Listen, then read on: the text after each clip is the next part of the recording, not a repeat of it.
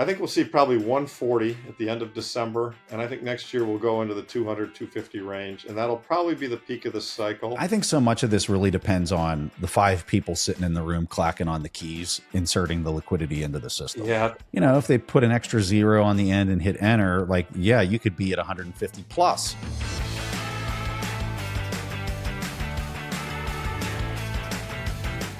Hey everyone, we have a big show in store for you this week. I have Larry Lepard, author of The Big Print, and Preston Pysh, general partner at Ego Death Capital. Thank you so much for joining me, guys. It's been a while. So how are you both? Doing great. Great to be with you. Thanks for inviting me. Doing fantastic. Excited to be here with Larry and yourself, Nat. So what happened to Uptober? It seems like Choptober instead. I mean, what's going on here? No, I mean, yeah, I think in general, you just have a lot of impairment kind of happening in the markets. There's a lot of illiquidity happening. You have the reverse repo that's completely gone, which is this, the liquidity shock absorber. You have the reserves for the banks down below 3 trillion, which is kind of, less than the 10% threshold above as you compare it to the GDP. And like all these factors that are really your metrics for illiquidity. And as we've learned as Bitcoiners, the thing that drives number go up at its core is the liquidity in the system. And so you're kind of at the end of this, whatever this cycle time frame is that we're on since COVID. And, they announced that they're going to do a 25 bips cut with the Fed. And it seems like the market's suggesting that wasn't enough. I'm curious if Larry would agree with that. Yeah, I think that's what the market's telling you. Well, the interesting thing was he tried to be tough guy about December. And so, he gave us the candy for this month, although he talked about stopping the QT runoff, which is it's a small number, but it's a big deal. It's in the direction that would imply that they're worried about the tightness and the liquidity in the banking system, as Preston alluded to, which is why I think the Bitcoin price is so weak. But most importantly, the shocker was he said it was a very tough call on December, and there was a lot of dissent. And I think up until that point in time, the consensus had been, oh yeah, we're guaranteed a cut now, and we're guaranteed a cut in December. And what you saw is that he said no, and the December odds have now gone down to 72% for a cut and 28% for no cut. So. People are getting a little worried that maybe the goodies aren't going to keep coming. And I think the market doesn't like that. And so the market's off today. And Natalie, I would just add, why does Uptober exist? Right? A lot of people don't even talk about why does October or Uptober exist? And it's because you got the federal government here in the U.S. and their calendar year ends in the last day of September. And so there's risk, and this is Preston Pysh's opinion. Other people might have an opinion and say that this is just a bunch of noise and all in people's heads. But I would suggest that that uncertainty as to what's going to happen at the end of September, going into the start of the new year, as far as federal liquidity kind of getting pumped into the system starting in October, is the reason why you kind of see this as the market understands that they got a continuing resolution or whatever that might be. And just to kind of sprinkle a little bit more risk on top of the illiquidity issues that we've seen, we're in a government shutdown. And for all intents and purposes, it seems like they're not going to come to some, the rumblings that I'm hearing and the rumors are pretty pointless and worthless. But I'm hearing clear out till, Thanksgiving, this thing could continue to be in this quasi, who knows what the heck's going to happen mode.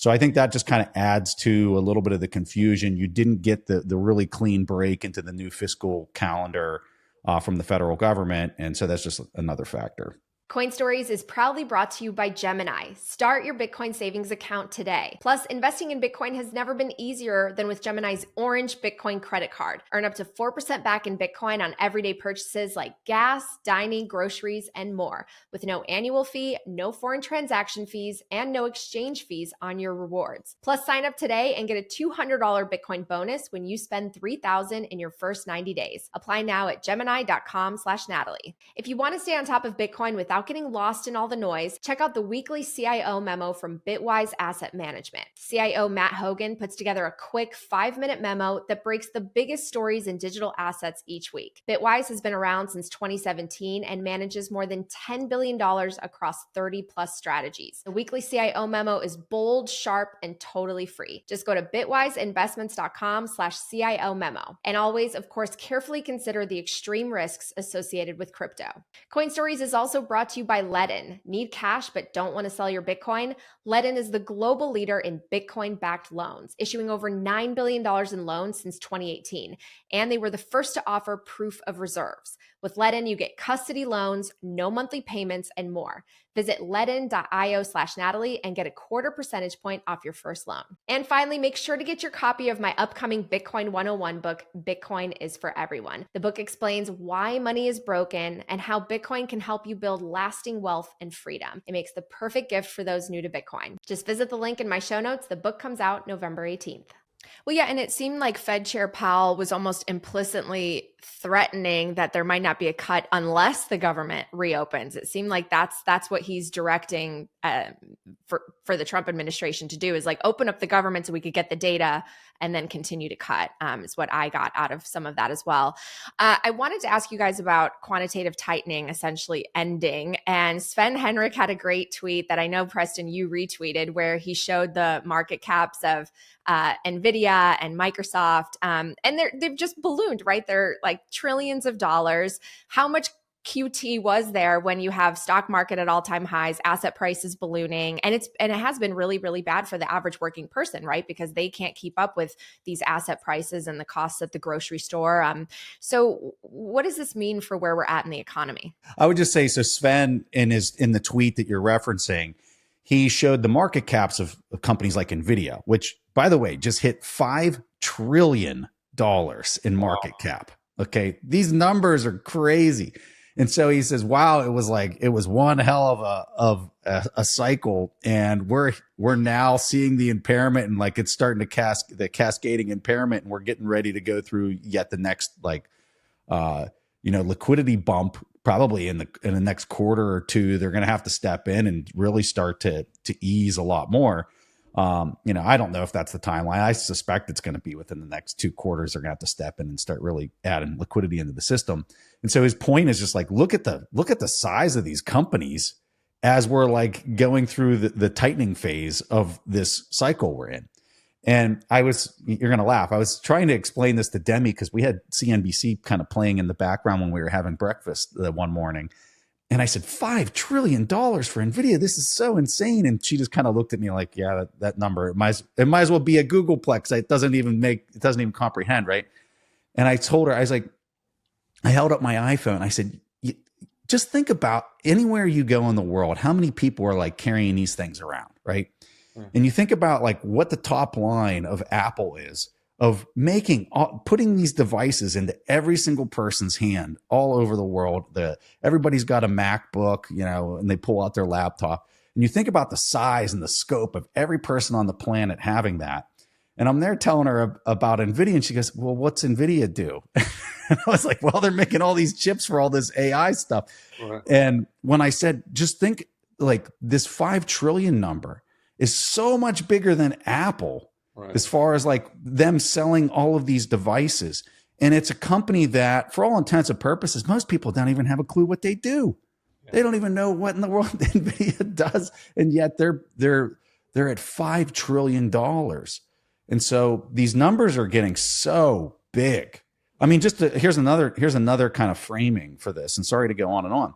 When you look at the U.S. Defense Department, okay, I go down to Fort Hood when I was back in the Army, and you could drive, I think it was like 7 or 8 miles at Fort Hood, and it's nothing but tanks for 7 or 8 miles. Okay. Wow. You're not talking like a single row of tanks. You're talking like rows and rows of tanks for literally 7 or 8 miles straight. They call the road Hell on Wheels. And this is just like one base. And there's like bases all over the world. And we're not even talking the expensive stuff like F-22 fighters and all that. Okay, so like the cost to run all of that on an annualized, all the fuel, all the logistics, just like really kind of put yourself in the mindset of thinking through the cost of all that. It's about $1 trillion. Okay. Mhm. So now when you slap this 5 trillion number on Nvidia, it really starts to make sense of like how insane this is. Yeah. Yeah, I didn't see the tweet, but the other thing that I thought was very meaningful and important was Powell admitted, they said, well, look, if you're stopping the runoff and GDP continues to grow, that would imply that, monetary conditions are going to continue to get tighter, and you're going to have, reserves as a percentage of GDP are going to dip down to those levels that caused the repo crisis, which was 7%. We're now kind of at 10. And he did something that I thought was very unusual. And he said, well, yes, that's correct. And in fact, reserves will have to grow. So he basically said, he confessed that the balance sheet shrinkage is done and QE is coming. And he said it. He didn't say the size. He didn't say when. He didn't put a number on it. But and I was like, wow, that's just a complete admission of failure. I mean, you recall Bernanke telling Ron Paul, yeah, the balance sheet's $1.5 trillion, but we're going to bring it back down. And of course, that never worked. And the fact is, they just can't. They have to continue to grow credit, grow the balance sheet, and the numbers are going to get large. And I think when the next big print comes, the balance sheet's going to go from today's 6.5 to, I don't know, 10, 12, 15, 20. I mean, it's going to be a big number, right? And while we're talking about big numbers, Preston, right? Yeah, I agree with you. Yeah. But there are some Bitcoiners out there saying that QE is not coming, or maybe that they won't call it QE. I think maybe even Joe Carlosari was one of the people that's saying that. What do you say to analysts out there that are claiming that we're not going to see QE? Well, they can rebrand it. I mean, they can call it something different. But if they do not grow the underlying base money and the credit within the system will seize up and fail the way it did in 2019 when he did his last pivot. So, fine, call it something different. I mean, just like Silicon Valley Bank, when they bailed that out, they created a new thing called BTFP, whatever, buy the effing paper. I mean, there'll be some new name for whatever this thing is. In fact, I heard from a guy in DC who's pretty well connected, and I think kind of has beers with some of the Fed people, that there was kind of an internal document going around where they were talking about some kind of a commercial real estate facility where they might be willing to go to, the region. I mean, the regional banks right now have been hiding all these CRE losses. Yeah. And a lot of the CRE losses are also in insurance companies, which is why our insurance rates are going up and everything. But people who've loaned against buildings, the Zoom world comes around. You don't need as much office space. There are a lot. I mean, you see the guy Triple Net Investor on Twitter is great. He shows these buildings they're selling for 15 cents on the dollar, right? Well, somebody had a note against that, and that note is not money good. It went to money heaven, and so the banks are starting to show up with problems. I mean, and we just saw that recently with the subprime auto stuff, and so maybe it's it's the term lending, or the CRE term lending agreement, right? And we agree that you're a regional bank and you've got a bad note against a piece of property. Fine, put it to us. We'll buy it at par, and we'll give you the cash. And is that QE? Not in a technical sense, not in a creating bank reserve sense, but it's putting money into the system that's gone to money heaven already. So it's there. So I think what Joe may be technically correct. I think the general breadth and scope will figure out some way to get the money into the system. That's my belief. I don't know, Preston, do you see it differently? I totally agree with everything that Larry's saying here, and what he's really getting at. So when you take the Silicon Valley Bank crisis, this was because the banks were so upside down on all the any type of duration debt that they had.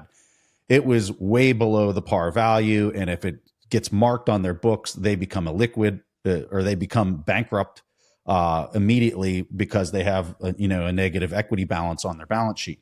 So what happens when you take that, and it's not just on paper, but it's actually these real things like commercial real estate, and the market, the free and open market, is trying to list it, like Larry said, at 15 cents on the dollar. Well, that blows up a lot of people's books very quickly. So what does the Fed have to do? They have to allow them to not market down 85% or 75% and allow them to list it at the par value, which is the same. It's yield curve control for real estate, right?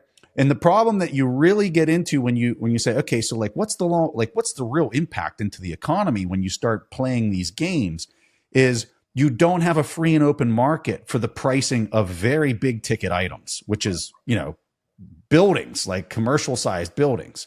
Yeah. And so like what are the implications of that? Well, I think people can just naturally think about like what that means if you're selling like this hardcore, like really large real estate and you're not like actually marking it at the prices that the market is trying to market at. Well, you get really bad things kind of happening in the economy because you're just dealing with a socialist kind of environment in that setting, and it's not good. It's really bad. And this isn't just in the US. This is literally any advanced G7 economy that are going to be playing these kind of games.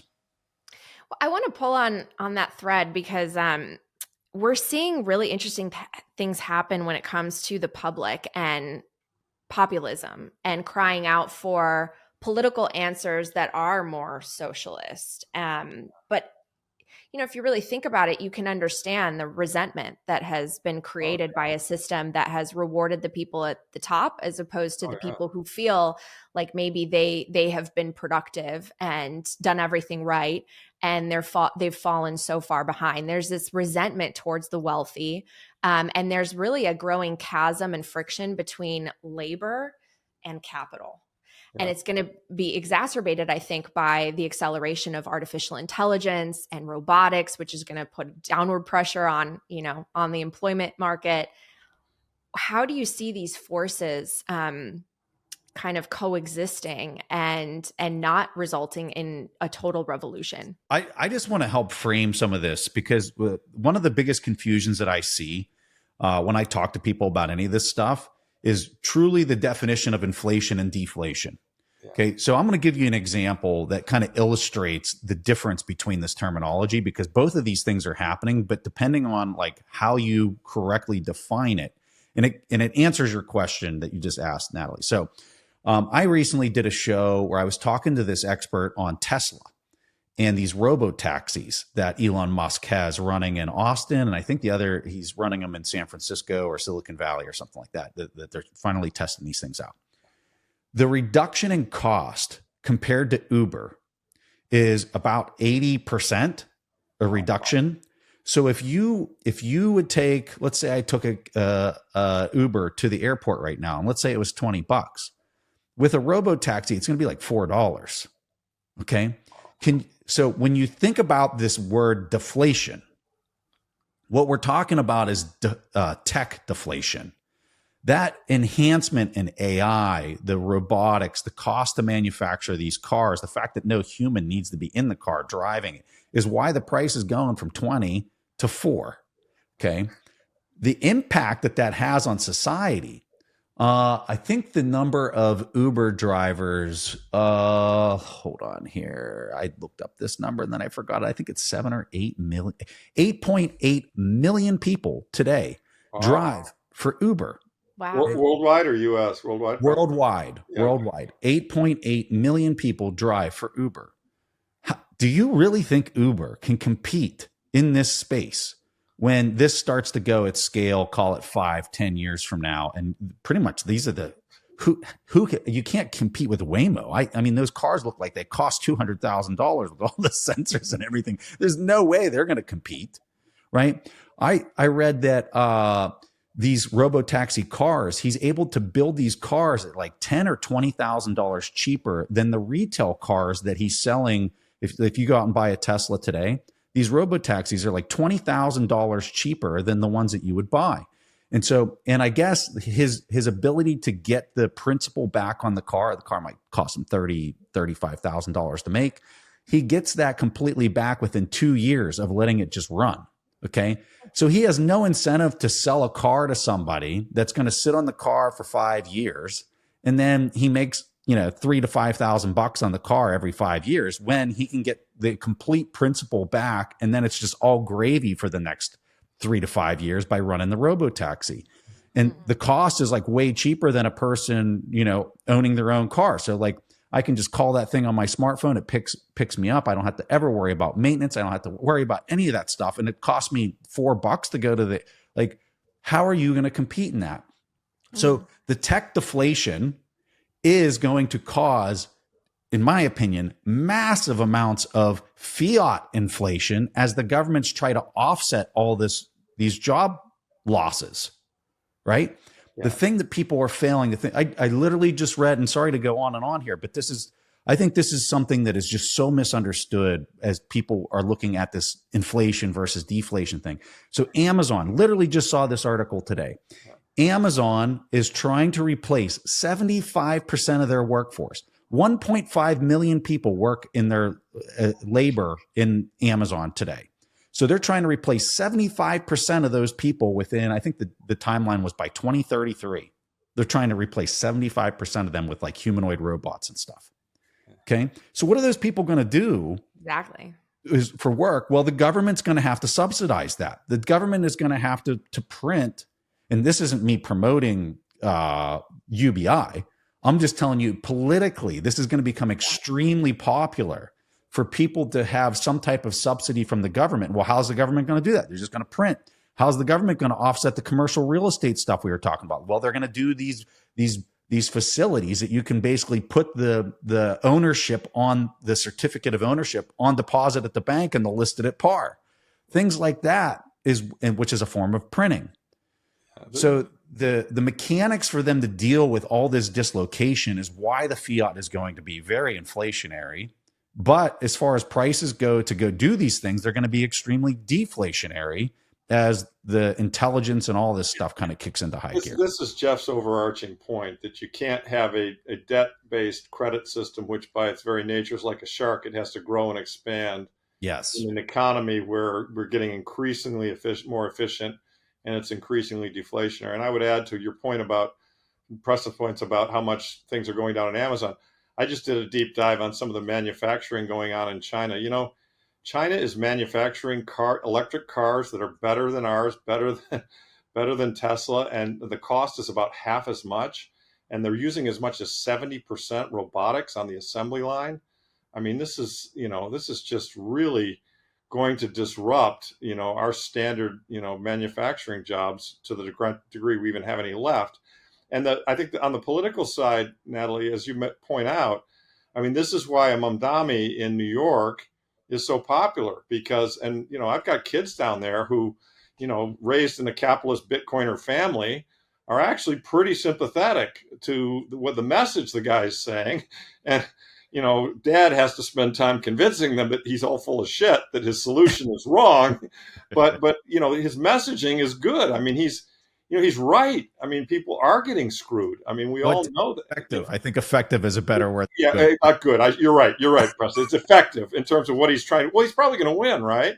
And that will lead to UBI, et cetera. I mean, I'll let you guys in on kind of my peak view of the next 6 or 7 years. Because conferences, people have recently asked it. Here's how I think this goes down. I think we have a lot more inflation for the next few years, and then I think, sadly, in 2020, in the money supply and in prices. And then I think as a result of that, sadly, in 2028, blue team wins because they come in and they promise that the bottom half is hurting and the bottom half votes out the upper half. And basically, Andrew Yang is VP and we get UBI and Stephanie Kelton as Treasury Secretary. And that's the last nail in the fiat coffin. And so from there, we go into very high inflation bordering on hyperinflation. And then I think in 2032, Michael Saylor's the richest man in the world, and he runs for president and wins and brings an engineering solution to the problem, and we're out of this fourth turning. That's kind of my view on how this unfolds. Larry, I would push back on I would just kind of define this inflation thing a little bit more. Okay. So if it's something that is very scarce and desirable and very difficult to replicate or to, like, for example, beef, yes. Right? It's kind of, it's a tricky thing to really kind of expand. You can't automate it. Yeah. I mean, you can automate some things, but not really. Like, it's going to be a lot harder to do it. So will you see the price of something like that really kind of go up in fiat terms? Hell yeah, you will. I think you're going to continue to see it rip. But then on things like what we just discussed with like the Uber situation, riding around in your car, and how automated some of that's going to become, I think the prices could go in a direction that are actually quite surprising lower. I agree. And so I think the critical thing as you're thinking through, is it going to be really expensive or is it going to be really cheap? If AI and humanoid robotics can step in and augment a profession or an industry pretty drastically, you might not actually see the prices in fiat terms explode up. But if it's something that, the example that Michael always uses is a house in the Hamptons, well, you can't create another Hamptons. Like there's only one Hamptons or whatever, right? Right. When you think through it of the scarcity of the desirable thing as it exists on the planet, if you can't replicate that, it's the prices in fiat terms are just going to blow people's minds. I think Like that's right. absolutely blow people's minds. Yeah.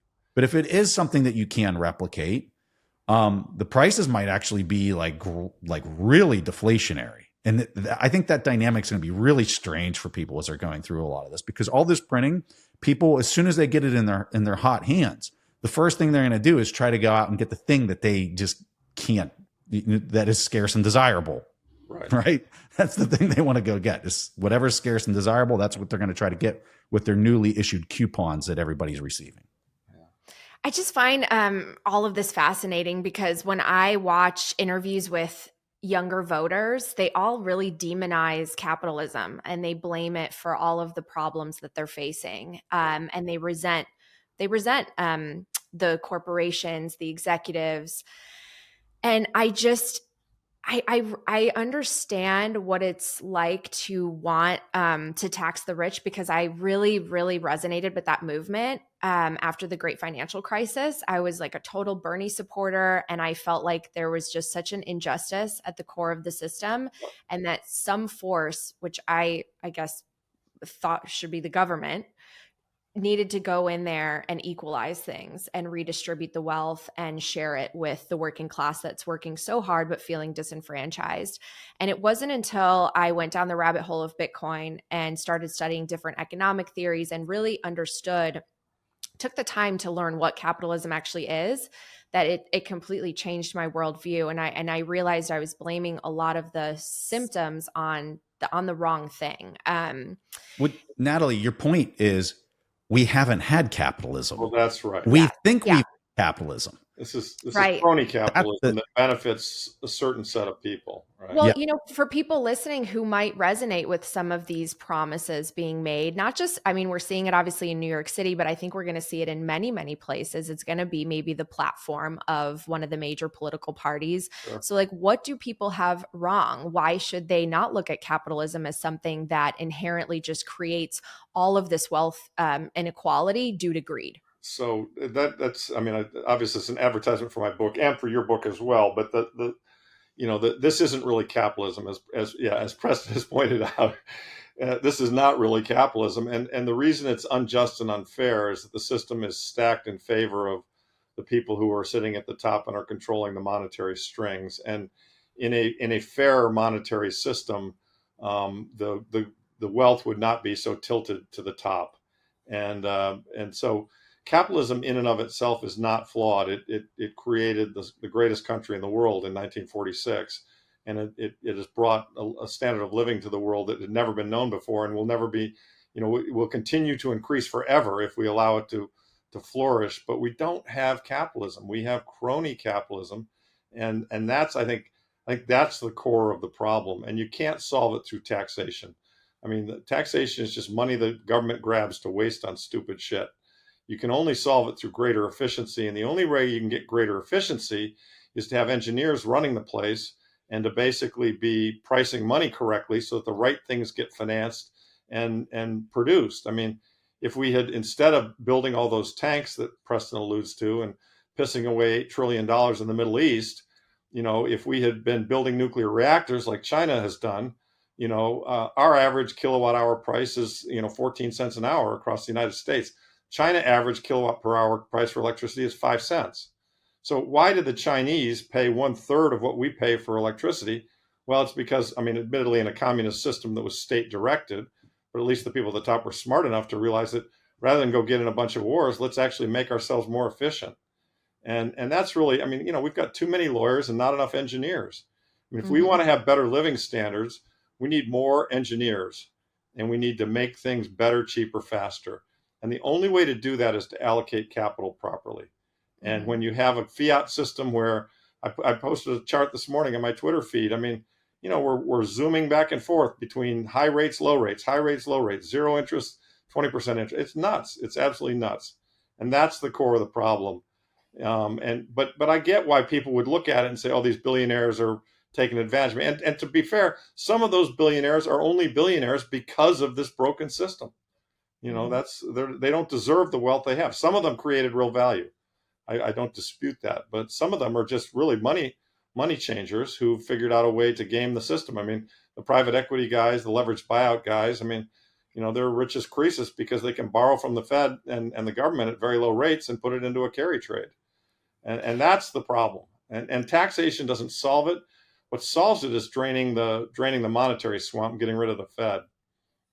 Well, and you're putting a spotlight on the outcome of this post-1971 structure of Right. the global financial system, with the dollar at the core as the reserve asset, which we can just print, right? And we've financialized the economy. We've made Right. Wall Street very, very wealthy, and anyone connected to political access very, very wealthy, happy, all of that. But now things seem to be changing. China has a lot more leverage on us than I think anyone on Wall Street wants to admit. Yes. I think this is what Luke Gromen does such a great job explaining in some of his recent newsletters, especially when it comes to the rare earth elements, which are now being weaponized. And I think we're getting some sort of a trade deal now with China where we're going to allow them to have chips. They're going to allow us to have some of these rare earths. And no one is admitting that it just takes so long in terms of creating the infrastructure to become competitive again, after we've spent decades just hollowing ourselves out and essentially selling ourselves to these other countries, right, in exchange for paper promises.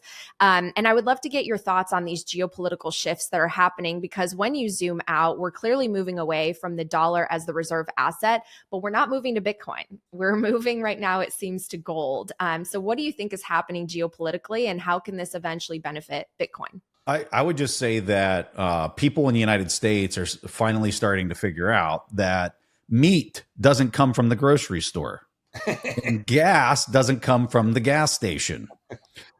Water doesn't come from the faucet. That's what Luke wrote. Yeah. From the faucet. And Luke was, saying, I love this framing, because at the core, what you're getting at is first principle thinking of like, where do these things come from? If it's refined, where's the refinery? Is it here in the United States or is it overseas? And like, when you go to the root of where these tangible, desirable things come from, you quickly learn your dependencies on getting the desirable things. Because for, under the petrodollar system, we had a huge tailwind of just living in the lap of luxury, because the paper that was achieving this network effect around the world allowed us to rest on our laurels and to think that it was our skill that got us to where we're at, as opposed to the environmental setup. Right. Okay. And for a lot of people, they're learning the hard lesson that it was actually the environmental setup that, resulted in their success, as opposed to their skill. Yeah. And so, I feel like I've been saying this for what feels like a decade, is that if you're a net producer as a country, like, they're going to be able to weather this a lot easier than the net consumers. And when you look at all the advanced economies around the world, they're mostly net consumers. And they're finding out very quickly, like, why it's important to like actually have the mine in your domain and in your region, as opposed to be reliant and have a dependency on somebody else to provide you a rare earth metal for your F-22 fighter. Yeah. That thing's only as good as the logistics supply chain that fixes the parts and pieces of all these complex end items to keep it in the air. It's that simple. And like, that's just one tiny thing in this very grand, complex system we call our economy. Mm-hmm. So as that petrodollar system starts to unwind itself, which I would argue the unwind, or the start of that unwind, was COVID.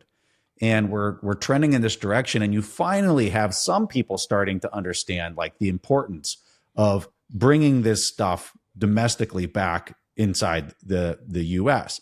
Will the humanoid robots help in that process? I think that it's pretty much our only hope, because I think the capacity of the humans in this particular country to go back and start doing some of these jobs that existed, decades and decades ago is not there. Yeah, we don't have the skilled labor for You all do the not have infrastructure projects, and we don't have the welders, we don't have the electricians. Yeah. you don't have the mental health Mm. to go back and perform that type of work in this country. And so, that's hope, but it also it just plays on this theme of displacement. Just there's going to be a ton of displacement, but people just need to be prepared. I mean, you got a massive shift that's happening here, decades and decades of things that are going to reshore themselves. But I suspect it's going to be rooted in a whole lot of advanced technologies that allow it to come back and get here. And in the meantime, the incentives for violence are pretty interesting. How maybe you can't even act on it because you don't even have the capacity from a logistics standpoint to act on it. And hopefully, we have people in the seats that understand their complete impotence when it comes to acting on some of their desires for violence, because I would suggest they're completely incapable of acting on anything that involves that. They might last 15 to 30 days, but after that, they're going to find out that the real pros when it comes to military defense action study logistics and not necessarily their tactics. Yeah. Yeah, I think one of the most positive things, I think the point Luke Gromen has made is very interesting, is that, basically China has stripped our ability to actually conduct a war. And Yeah. unless China becomes very warlike, and I honestly don't think they are, it's rather ironic, but that might be a good thing. Totally agree. We saw, I mean, just trying to resupply, both Israel and Ukraine, some of the shortages of weapons it was rather shocking how quickly we ran out of stuff, and we're unable to replace it. So, look, war should go away. War should go away eventually over time, and I believe it will after this worth turning. Because I don't think the average human being wants to go to other countries and kill people. I just don't think that's true. I think psychopaths want to do that, but psychopaths should be in jail. Not retired like Dick Cheney is. So a better world is coming, and the way to get there, as I think both of you know, and as my book argues, as yours does too, Nat, is if we return the money to a sound footing, a lot of other incentives get properly realigned. Yes. People can't make money buying companies that strip mining them. PE can't make money buying veterinarians and making them charge way too much to keep your dog alive and then killing your dog anyway, like what just happened to me recently. I mean, it's just all these incentives get turned on their head when the money is sound. And, the political incentives change too. The bribes, all that stuff, it disappears when there's not free money to be had. But we've got to get from here to there. And that's going to be, a messy 5, 6, 7 years.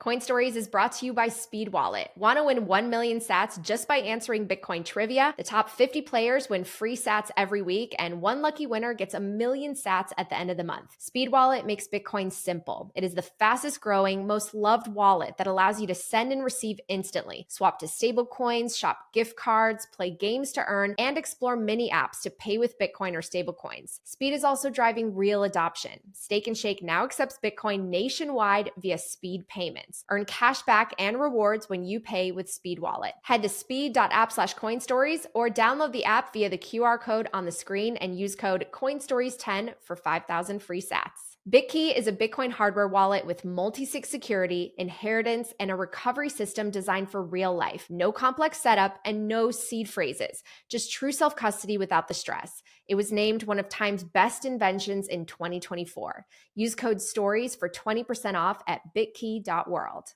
Up next, the Bitcoin way. There's only one way to protect your Bitcoin from government, politicians, and third-party risk, and that is 100% self-custody. My friends at the Bitcoin way will train you how to do this the right way the first time. No compromises. Go to thebitcoinway.com/Natalie to speak with the experts about making sure your Bitcoin is secure and private.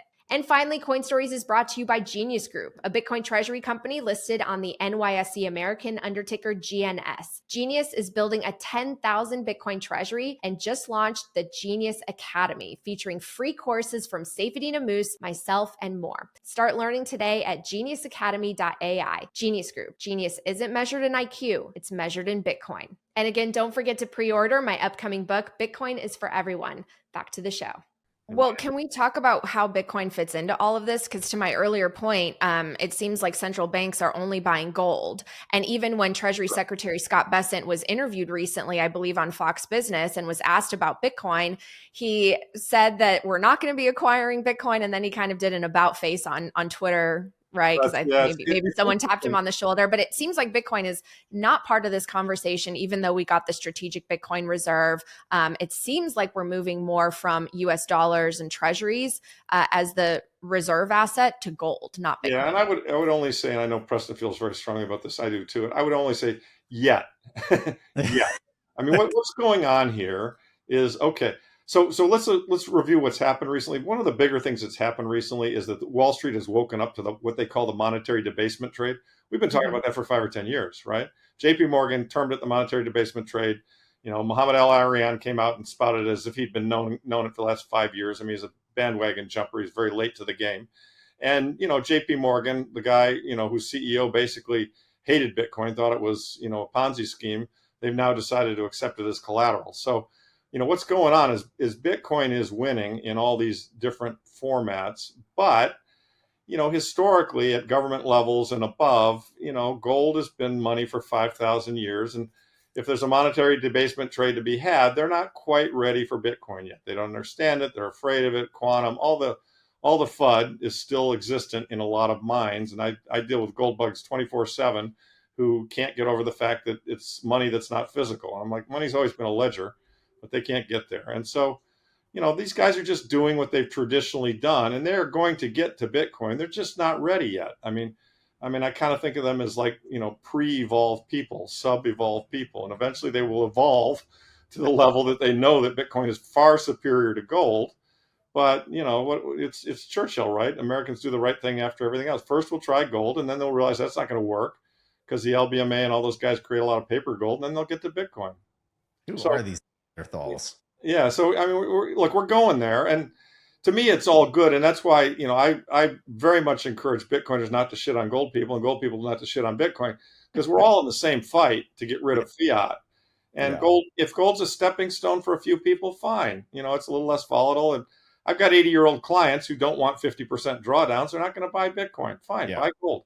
You know, so but the point is, you know, I view all gold bugs as just pre-Bitcoiners. They will come to Bitcoin eventually. They just aren't quite there yet. So and I think that's true of the central banks as well. I mean, I think they'll get there eventually. They're just not there yet.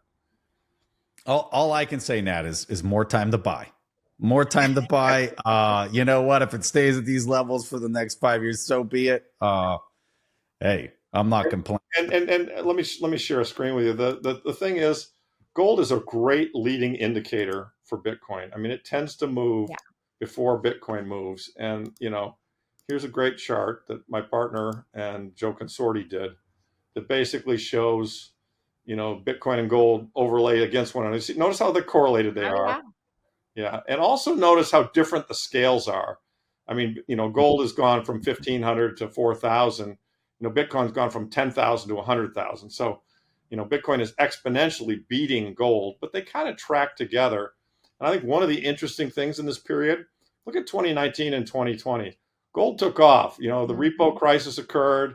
Everyone could smell COVID coming. COVID came and gold shot from, you know, 1,200 to 2,000 quickly. Bitcoin was just, I remember because I owned both back then. All my Bitcoin friends were like, what the hell is going on? Well, then Bitcoin, like that lion that's described by Christopher Walken, you know, in one of his great soliloquies, that lion just woke up and decided to go down there and kill everything. And Bitcoin went from 10 to 60, you know, a six bagger. You know what's interesting on this chart, Larry, is you can see the liquidity expansion and contraction that's happened, right? Yeah. So you got 2020, they expanded the liquidity, right. They eased off of it into, you know, the end of 2022, and then they started expanding it again. And this is the point that I want to make. right now, as you look at this chart, we've got tightening liquidity conditions. Yes. And look at what the chart's doing. Okay. Yeah. So can you imagine where this is going next as they turn the spigot back on here and call it next? Yeah, I mean that's $180,000 Bitcoin. That's going to go off the chart. I mean, yeah. What's interesting here is look at how when he started tightening in 2022. Look at how Bitcoin just. I mean, and as you pointed out in the very beginning of this conversation, Bitcoin is very, very sensitive to liquidity, more so than gold. Yes. And so it swings a lot further and harder. But and you know what? Gold gets the underlying trend though, which is debasement, right? And if you put high quality equity on this chart as well, you would see a very similar wave pattern of the liquidity coming in and the liquidity going out. Right. And you would also see it making new all-time highs. And I think this goes to the point that you brought up about Sven earlier in the conversation, where Sven was like, wow, we got NVIDIA at 5 trillion in market cap, and we're going through the tightening impairment phase of the cycle. Yeah, right? imagine what it is after hang the on, looser. folks, hang on, because this baby's going to be lit. Well, that's one of the amazing things. I mean, look at it. If you really looked at Jerome Powell analytically, stock market's at record highs, gold's at record highs, Bitcoin's at record highs, silver's at record highs, and we're cutting rates? What? Yep. Yeah. Right? I mean, and the answer, the reason is because he's got no choice. Yeah. The monetary system, the banking system cannot handle the stress if we don't create more money. This is why people are missing their car payments. This is why you're like, when you look at the common person around the world and like what they're dealing with, they're in intense pain right now. Oh yeah, it's terrible. Well, and to your earlier points about companies like NVIDIA, the stock market, it's all so concentrated in just a few companies. And it's not just like that they are super high in terms of their market cap and their prices. But when you think about things like they're the ones that need all these data centers, and they're the ones that are going to need all this energy that you can't just print out of thin air, right? And that does have a lot of implications for Bitcoin as well, because I just see nonstop headlines about data centers and costs going up. Do you guys have any thoughts on that? So Nat, this goes straight to the point that we made earlier is when you're looking at what's going to get a bid in the coming 5 years, it's going to be scarce and it's going to be desirable. Okay. That applies to equity too. Yeah. Okay. So look at NVIDIA. What does NVIDIA really represent? We were talking about going, that the meat isn't from the grocery store. You got to go upstream. Like, how is that meat? So when you look at AI, when you go far enough upstream of AI, who's the funnel literally just sucking every one of these dollars into the funnel? Well, it's the company that is producing the chips that are the absolute best chips on the planet for conducting AI models. And nobody can compete with these guys. No, not even close. So, you see all how much money OpenAI and Microsoft and everybody's dropping into this space. Well, where does all that funnel down into? It funnels down into NVIDIA. And so does he have to create more shares of NVIDIA? Heck no, he's making tons of money, right? So it's scarce, it's very desirable. And so it's going to, in fiat terms, it's going to get a bid. In Bitcoin terms, it's pretty flat. But is that right? In fiat, well, I mean, it might be up slightly in Bitcoin terms, but not a lot. Yeah. But in fiat terms, that baby is ripping. Yeah. I find the CEO of NVIDIA really fascinating. I would badly want to interview him, but I wanted to get your take. This isn't really a Bitcoin question, but when I hear him speak, he's so interesting because he really praises the Trump administration, really praises him. But at the same time, he's been very hurt by some of these tariff announcements and the inability to sell into places like China. Do you guys have any thoughts on that? Do you think sometimes we get just like very, politically correct responses and speeches as opposed to what's actually happening under the surface? He's not stupid. Yeah. Exactly. I mean, he's going to say he loves Trump. Now, whether that's how he really feels or not, you don't want to pick a fight. It's fascinating. The thing I find most fascinating about him is his invention is parallel processing. And what I find also interesting is when you look at how he runs his organization, it's like there's no staff. It's like everybody's just like sending him emails, and it's all this parallel compute, even amongst the people that he's leading. I didn't know that. And you could even make the argument, maybe politically, it's a parallel compute of just he's acting in all these different directions. I find it kind of fascinating. The product that he's like literally brought to the world is this idea that he's, doing all this parallel processing. Yeah. I wanted to get your guys' take really quickly about quantum, because when I speak to people who maybe are newcomers or skeptical about Bitcoin, now the biggest FUD is quantum, that quantum's going to hack Bitcoin. There's going to be issues if we try to fork Bitcoin to something quantum resistant. Would love to get your thoughts on that threat. Go Preston. I'm not an engineer, and I listen to Preston and Lynn, and they tell me not to worry, and so I don't worry. I don't know that I would quantify it as FUD. I think that it's something that the community needs to take very serious. I think that the timeline is the part that makes this really, really tricky to kind of fully understand, because with AI, when you put AI on top of this, the breakthroughs that you might get in quantum could maybe be accelerated way faster than what we're expecting in our very linear minds and what we've seen. So that's my concern as we're looking at what this is. But let me try my best to kind of like quantify where I think we're at in space and time. So when we look at quantum computing, you'll read headlines. You go out there and Microsoft is saying they're going to have a 1 million qubit processor by 2030 with their Majorana 1 topological qubit processor. So you read that and you're saying, well, that's not good, because, I'm reading that you only need about 1,000 to maybe 10,000 qubit quantum processor to start cracking keys within a day or two, right? And even those numbers and math are tricky to kind of wrap your head around, even using AI to say, okay, it's like, how much is it? But this is where the terminology and some of the noise and things that you read are really hard to dissect if you're not like really well versed on this particular topic. So they'll say 1 million qubits, but what they're failing to tell you is that it's physical qubits as opposed to logical qubits. And when you get into this space, logical qubits are what you need in order to conduct the calculations in order to, crack the keys. And so then it's like, okay, well, what's the difference between a logical qubit and a physical qubit? Well, you have a noise factor. So like, let's say I have 100 physical qubits processor. The noise to keep them in sync and to get the coherence that you need in order to conduct the calculations, there's noise factors. The temperature is too hot. You had this vibration and it knocks it out. So you need 100 physical qubits to get maybe 10 logical qubits to conduct calculations. Okay, so the noise factor could be 10 to 1. It could be 100 to 1. And what you don't ever read in these articles is what the noise factor is and whether they're even talking about a physical qubit versus logical qubit processor. Okay. Here's further definition of like where we're at in space and time. Today, I would, and I have to go do the research, but it's in this ballpark. The highest logical qubit processor that exists is like 40. Okay, it might even be less than that. It might be like 20, but it's really low. It's definitely under 100 logical qubit processor. That doesn't mean it can't ramp, but where we're at today is they're really low numbers, and it might be another decade before they could get to 300 logical qubits. And to conduct these calculations, you have to keep these things entangled. They have to be in a superposition, and then they have to all together create this coherent, this wave that then makes the answer pop out of the coherence of these things. So to do that at scale, I don't know if it's twice as hard to go from 100 to 200, or if it's 10 times harder to go from 100 to 200. And so talking to anybody in this domain to try to pin them down on the timeline is extremely difficult to do.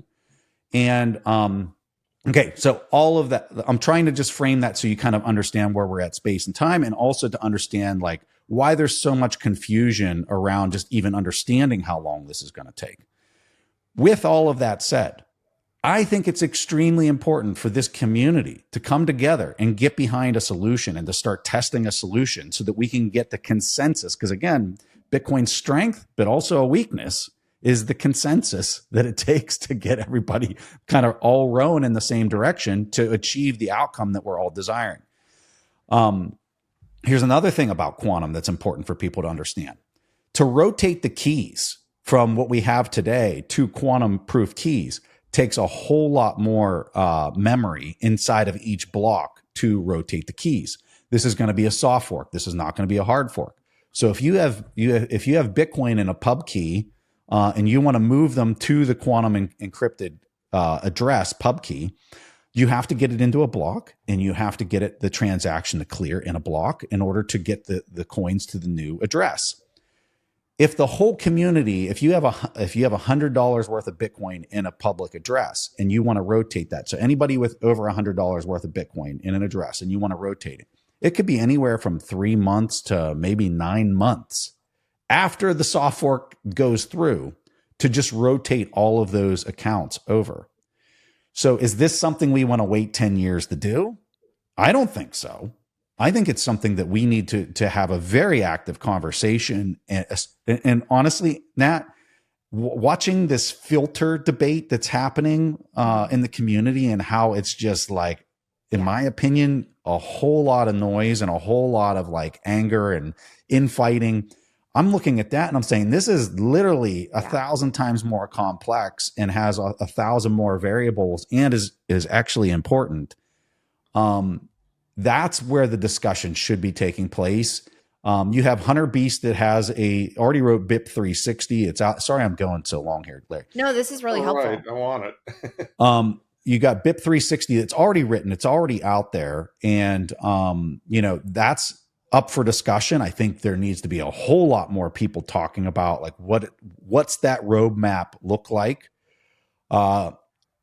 We really don't have somebody to kind of lead the charge. And I think a lot of people are apprehensive to step up and try to lead the charge because they know they're just going to be like publicly crucified if they step up there because they're going to say they have this disincentive or that they're trying to pump their bags for whatever, right? Mm-hmm. So who's leading that charge? How can we get this consensus around this? How can we get the discussion going?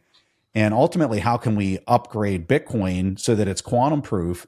Because, when you look at traditional banking, you have layers on layers on layers that are completely centralized. So they can go in there and they can provide up. So I think that traditional banking and traditional rails to become quantum proof are actually in a much better position than an open source protocol like Bitcoin to conduct the upgrade.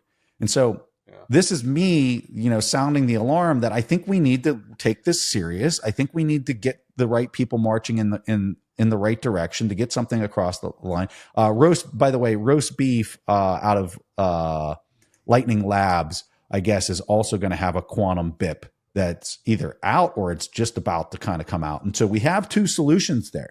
Let's go through. Let's talk about this. Let's really kind of, kick the tires and get something going. And, I think the reason you have so many people just whitewash it is, quantum is because for years it has been like this thing way off in Neverland and not being real.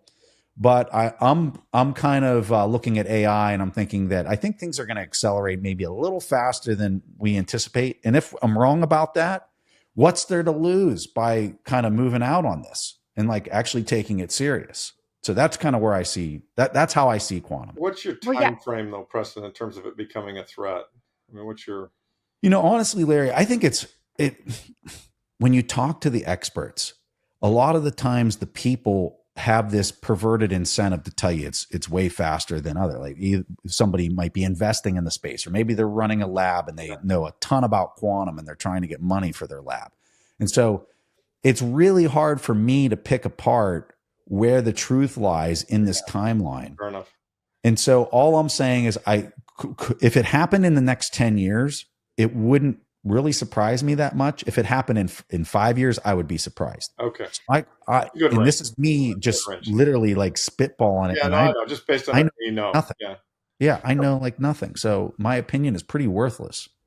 I mean, we know that computing is advancing faster and faster, especially with artificial intelligence. My comment is that one thing that makes me not as concerned is just knowing that, SHA-256 is so secure compared to some of these other systems that we have and we rely on and trust that would obviously get hacked far sooner than something like Bitcoin, right? And so would a Microsoft, for example, release a quantum computer with enough qubits that it could hack its own system, right? And all of their systems are compromised now. If you use one of their platforms, like quantum could easily hack it. Like that's one thing. But my real question is, it sounds like for you, it's a certainty that this will happen and Bitcoin will need to fork into something that is quantum resistant, and there could be keys that are very compromised and potentially people lose their money. I don't know that it's a sure thing. Like, I think it's such an obscure topic that we don't even know if it's possible to have a quantum computer. I mean, I suspect it could happen. But honestly, when you get into this and you're like, oh yeah, well, you got to have the particles in a superposition, and then they've got to be entangled, and then those particles that are entangled are kicking off like waves that when they interact, the answers pop. Like, this stuff is so obscure, right? I don't know if it's real. If you can, I mean, obviously it's real because we have done it on a very small scale. But what I'm not fully convinced on is to keep all of that completely coherent at a very large scale, meaning, 10,000 logical qubit. Is that possible? I honestly don't know, Nat. Maybe it's not even possible. I don't know. It's a lot of coherence. If it is, then Satoshi's coins will eventually move. Well, if he's still alive and still, has the keys to move them, then yes. But if somebody creates a computer that can do this, they can absolutely take those keys, unless there's a soft fork that prevents the addresses that haven't moved in it, and that gets into a whole nother topic as far as like what the BIP proposals would be. Because think of it, if you did some fork that said if the coins haven't moved in a 10-year period, in this upgrade, they actually go back into the Coinbase and are going to be distributed over the next 100 years or whatever. Like, there's all sorts of things you could do in a fork, right? It's crazy. Yeah. But so then think about the debate on just that idea. Oh, yeah. Right? So getting consensus, I think, really needs to be around, because you're going to have people that are going to say, well, what if North Korea I'm using really extreme examples here. What if North Korea gets their hands on a quantum computer? They could take Satoshi's coins, and then like people have arguments for arguments for arguments. And I think the simpler we can kind of keep this, and the more compact we can keep it for the soft fork, and then test the hell out of it, get it out there, build the consensus. But we need a really good champion, a team of experts and people to kind of drive this. And it needs to be a very open discussion. And do I want to step up and do that? Hell no, I don't want to do that. That would be the last thing I want to do. But well, and for the average person listening who might not be super technical, I think it does sound really scary if you hold your own keys to think about the responsibility that it will take in order to migrate, and what will the costs of that potentially be? In the future, if block space is more expensive, will it be easier if you're holding your keys essentially with you're getting in the block space wars again, potentially, right? Because there's going to be an argument. Well, it's taking too long for everybody to rotate their keys. We need bigger blocks. Yeah. In general, I think I would rather, I'm a person who likes to be prepared. I'm a person that likes preparation. Like, let's not scare people, but let's actually like treat it with respect, and let's try to get something going, and like, let's get something across the finish line, and act like we've been here before. Okay, I want an honest answer from both of you on this then. Does this potential threat, even though we don't know how far away it is or if it really even exists, it might not. Does it change your perspective on how much of your net worth you would want in Bitcoin? Not today. No, not today. Not me at all. I think in general, I mean, humans are good at solving problems. And I think that if quantum becomes, and Bitcoin is going to become the base layer of money in the world, in my opinion. My kids will do deals in Satoshis, and the dollar will be long gone, or my grandkids for sure. And so if that's the case, I think that solutions will emerge. The people with the largest interests, will weigh in with their votes, and the correct solutions will emerge. I mean, hopefully there will be a lot more intelligence and maturity in those future developments. And my gut is it's probably 5, 10, 15, 20 years away. Yeah, it might be. Until these things become relevant. And, there will be computer scientists working on it. And, we'll just migrate to whatever it takes to have the thing continue to run. There's too much at stake for having it fail that, I think human beings will figure out a way to, in a safe manner, migrate it so it doesn't fail. That's the bet I'm making. And so I'm willing to have an enormous part of my net worth in Bitcoin. I agree with that. Because I think that's where we'll eventually go. Yeah, I agree with that. And I'm just not convinced that you're going to be able to build an environment for a quantum computer to have coherence at that level within the next 5. I don't think it's happening in the next 5 years. I really don't. But I completely agree with the notion of keeping our eye on it. Yeah. I mean, and there are a lot of smart people, and there's a lot of wealth in Bitcoin, and those two things I think are going to ensure that people keep their eye on it. I mean, to me, I remember asking Saylor at one of his events years ago, Michael, what's in your view, what's the largest risk to Bitcoin? And you guys know the answer to this. He said, human beings like to tinker with things. And, my greatest concern would be that Core goes rogue and starts trying to do shit they don't need to do. And they mess up what is really quite elegant and beautiful and doesn't need tinkering with. Yep. And I share his view. I mean, fortunately, because of the way everyone quote unquote gets to vote on these things, if, with forks and otherwise, there's a little bit of a fail safe against that. And he pointed that out as well. So. Okay, great points. Before we wrap up, I want to circle back to macro for a moment. Larry, you just mentioned that in the future, you think that your kids will be transacting in Satoshis. Today, we live in still a dollarized world. And I would kind of love to get your guys' take on that when it comes to stable coins, because I have heard a lot of conversations, yet Americans don't really use stable coins. I know there's been an increase in banks using stable coins for settlement, but it seems like the strategy that they've shared is their direction is that stable coins will extend dollar dominance. Yet I don't really see how it's going to kind of work in the system. And will stablecoins just be used maybe on the margin or for international use cases? Or do you see like digital dollars becoming stablecoins? So the whole notion that stablecoins are going to save the world and they're going to buy all the treasury bills and everything's going to get solved, that's just all horseshit in my view. That's as real as Doge is going to cut a trillion or $2 trillion from the budget. I mean, yes, stablecoin usage is growing. I mean, to me, what the stablecoins are right now, and I met with some people in Prague, some Russians who told me, stablecoins are a mechanism to get around the SWIFT system if you've been shut out of the SWIFT system. If you were a Russian company and you were trying to do business after 2022 and we grabbed all their shit, okay, they had no way of moving money around until they got crypto accounts and put dollars on stablecoins. Stablecoin is still tied to the dollar, and the dollar is doomed.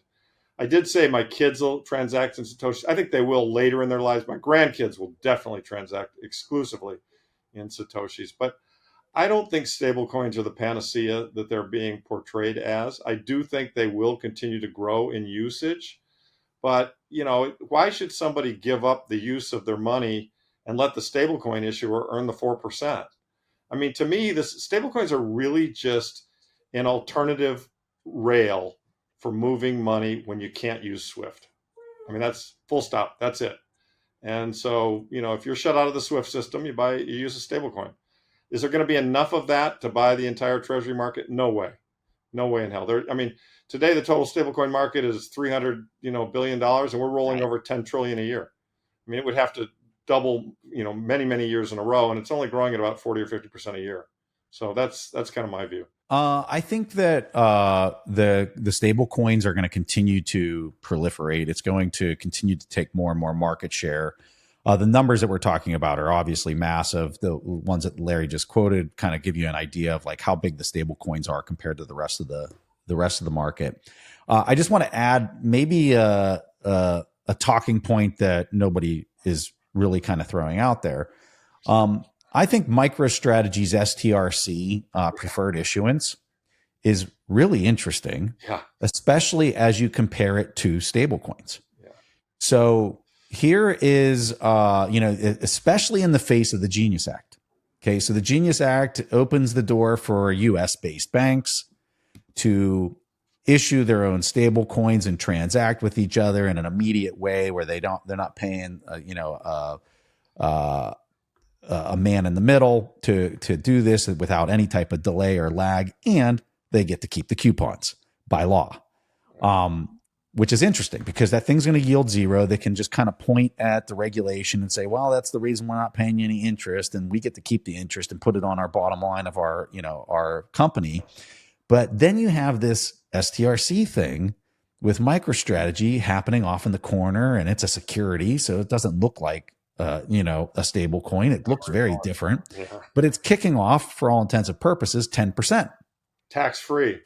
Tax-free. Or tax-deferred, I should say. Tax-deferred. Right. better yet. And so the fact that it's an equity is kind of strange. So what is this that's happening?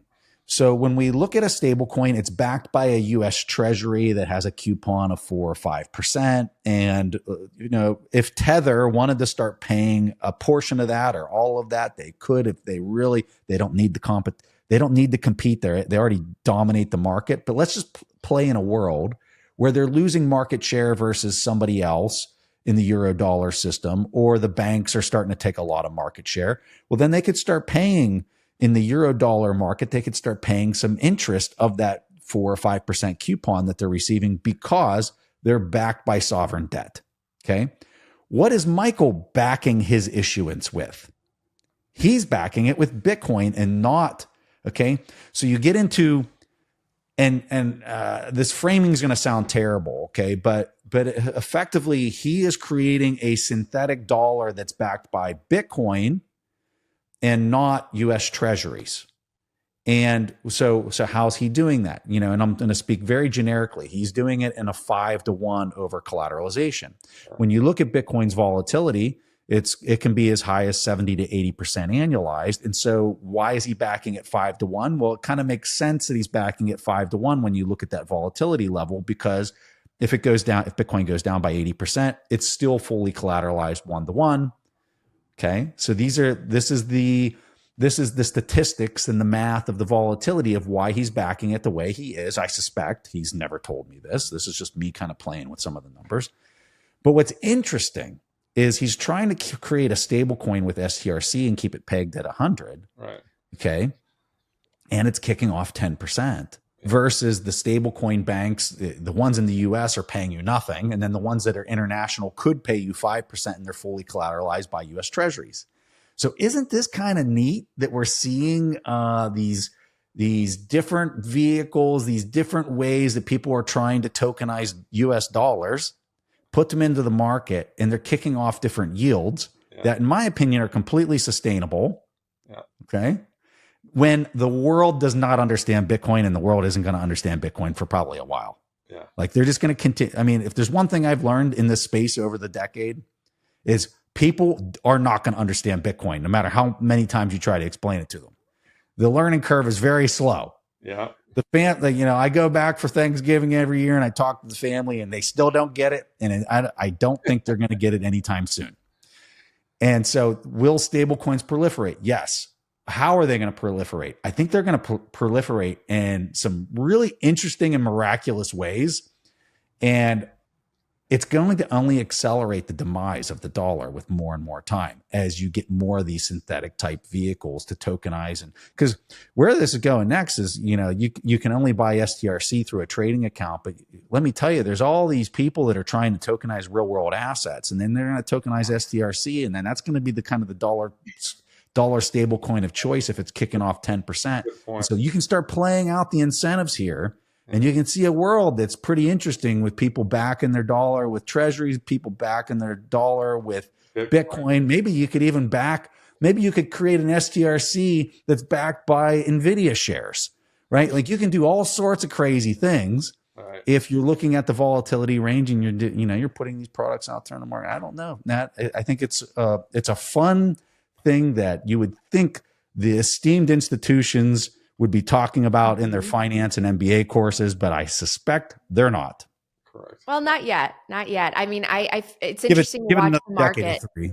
Yeah, it's interesting to watch the market digest these new instruments. And it seems like they don't get it yet, but they will, I think. I see. That's where I disagree with you. I don't think they are going to get it. I think they're just going to use it. I think they're just going to be like, oh, this one pays 10%. I'm a degenerate trader, and I'm just going to hold that. I don't know what the hell it does or how it's backed or anything. I'm just going to buy it.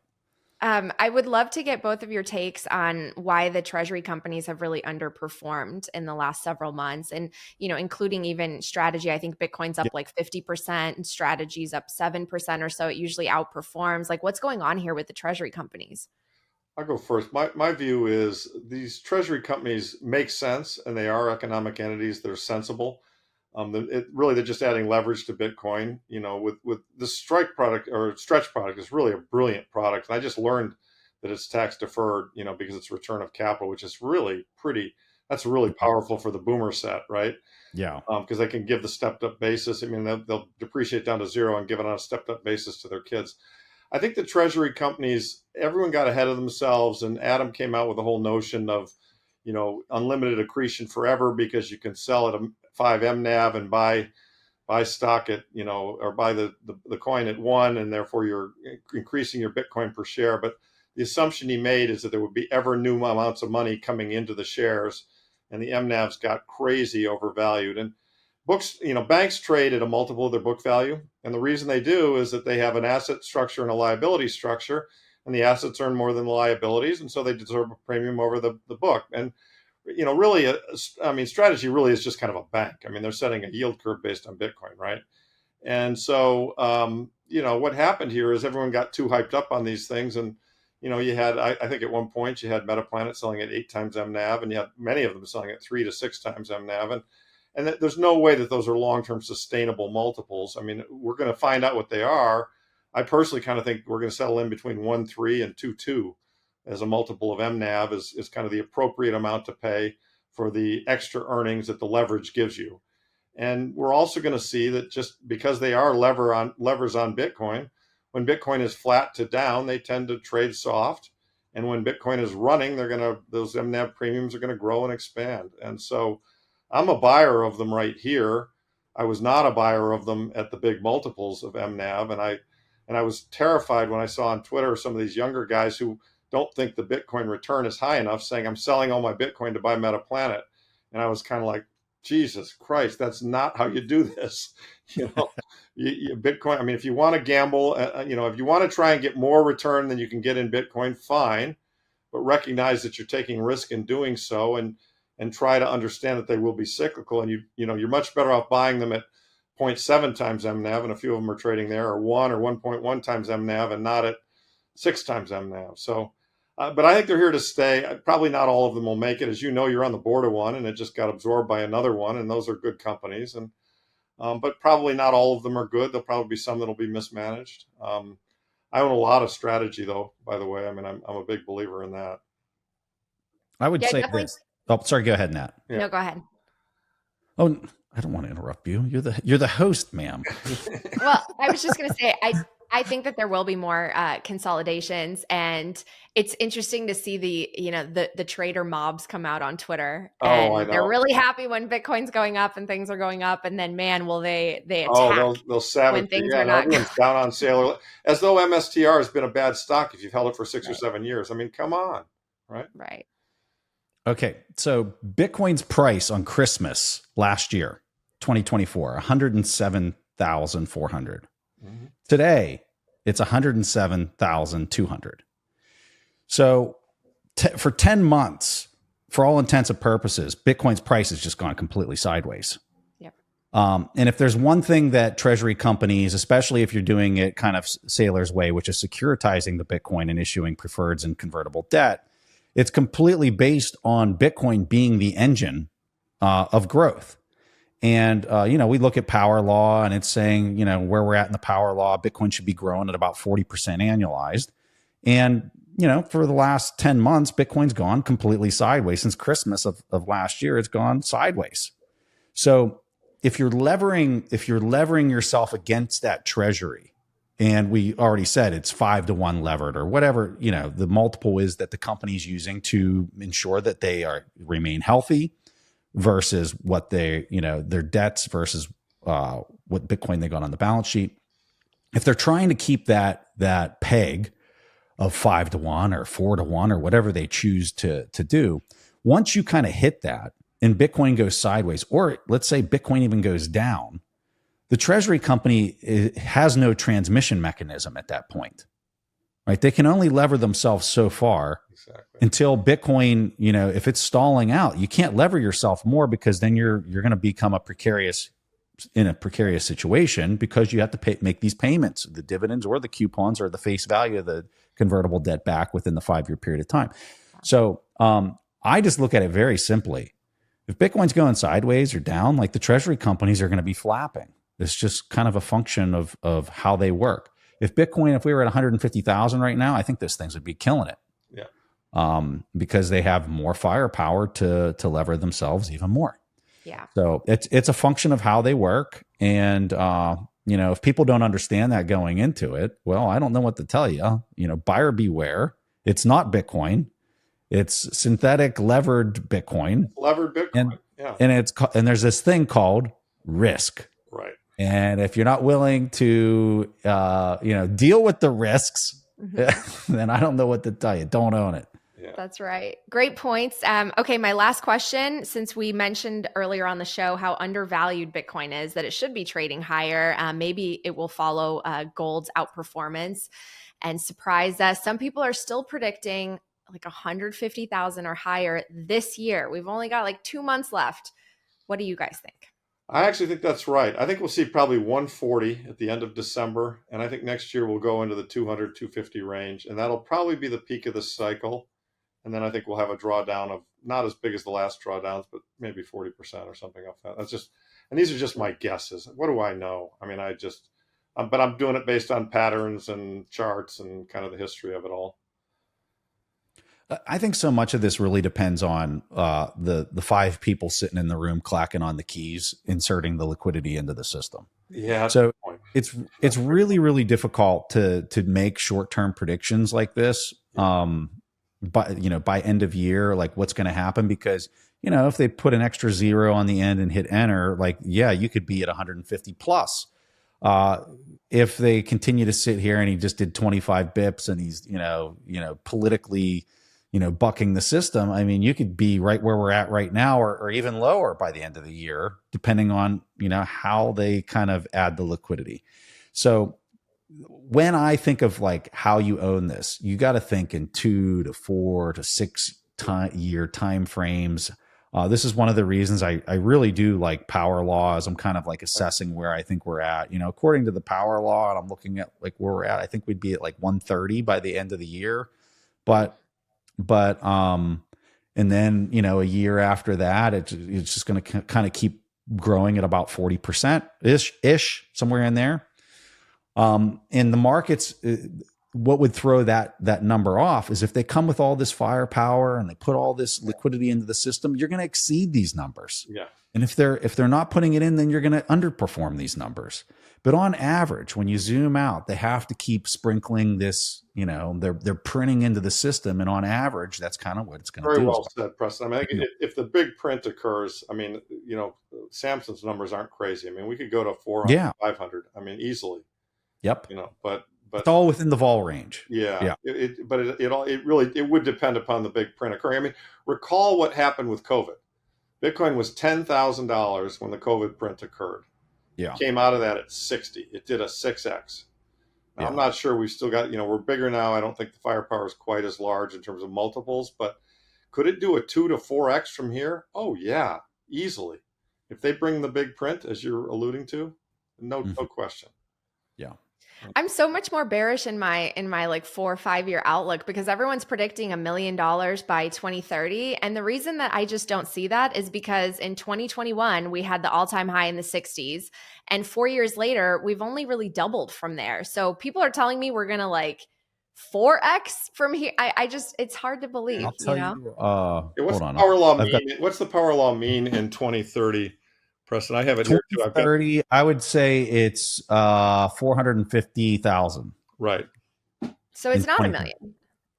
Well, no, to get to a million, you'd have to be at a 1.5 standard deviations above. You could easily get there, but you're not. You could be there. Yeah. You could be there by then, I mean, depending on how much they're printing, right? Yeah, that's the tricky part about all this is that the power law, I think, is a great model as a base case, and it varies around that. And the thing is, it's done 1.5, 2x standard deviations, which, 1.5x standard deviation is generally about 2x, and 1x standard deviation about 2x, and 1.5 is about 3x. It's a base number, right? Just to kind of tell you the number in 2030 for like how high could it be if you were really at the kind of max standard deviation on the high side, you are at $1.5 million. approximately 1.7 to 1.6 million in 2030.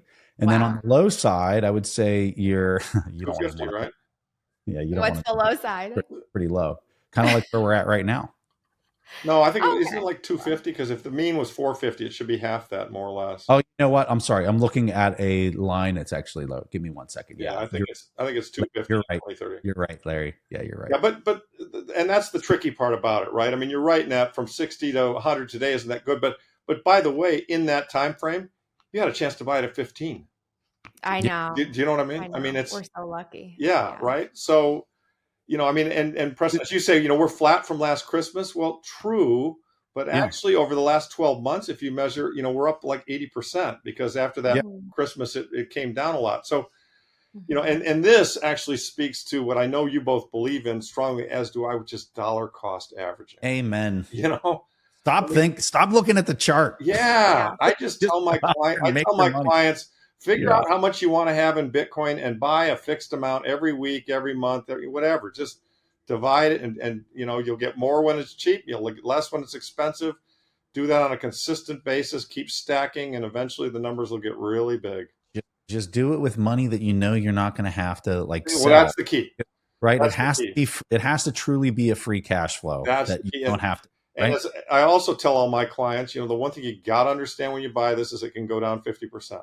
You just have to you have to be prepared for that, and you have to think, if that were to happen, I would buy more, not I would sell, because as we all know, everyone who's held it for more than 4 years, you're whole. That is a great message to end the show on. Thank you both so much. I was speaking to someone recently who sold most of their Bitcoin at 90 and he's going to buy it back at 70K. He said, we'll see. I don't know. That's risky. Don't time the market. Just keep buying, set it and forget it. Right. Thank you both so much. And thank you both for just all the wisdom and mentorship that you offer in the space. I've learned so much from you. Oh, there's the book. Go out and get it. Go out and get the big print as well. And Preston's written a book, so maybe search for that as well. When's that coming out, Preston? Never. All right. Never. No book. Oh, your West Point one. I love that book. Preston wrote the story. Right. See? Preston wrote his West Point story. It's available. You should buy it and read it. It's got some great lessons in it. So we're all authors here. Perfect. All right. Thank you guys so much. Appreciate it. Thanks, Nat. Thanks, Preston. See ya. See ya. Thank you so much for checking out this episode of Coin Stories. Make sure you're subscribed to the show so you don't miss any new episodes. And if you can, turn on those notifications and leave us a positive review. They really help the show grow organically with new listeners. We have a free weekly newsletter. You can sign up at thenewsblock.substack.com. This show is for educational and entertainment purposes only. Nothing should constitute as official investment advice, and you should always do your own research. I'm always open to feedback and guest suggestions, so please feel free to reach out at info@talkingbitcoin.com. I'll see you next time.